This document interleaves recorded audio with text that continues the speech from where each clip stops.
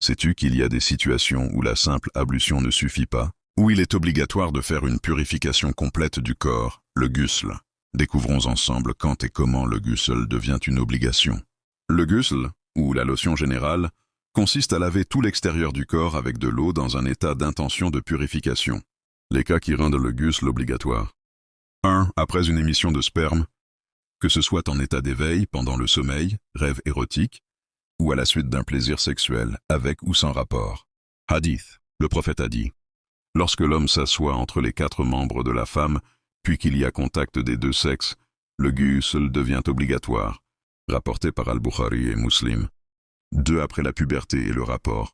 Même si seule l'introduction du gland a eu lieu, le ghusl devient obligatoire pour les 2. 3. Après les menstrues et les lochis, saignement postpartum. La femme doit faire le ghusl une fois l'écoulement terminé. Coran.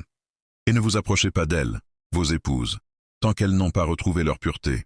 Puis, quand elles se sont purifiées, allez à elles, comme Allah vous l'a ordonné. Surat Al-Baqarah, verset 222. 4. Lorsqu'un non-musulman se convertit à l'islam, il doit faire le ghusl après sa shahada, s'il se trouve dans un des cas précités. 5. En cas de doute sur un liquide vu sur ses vêtements.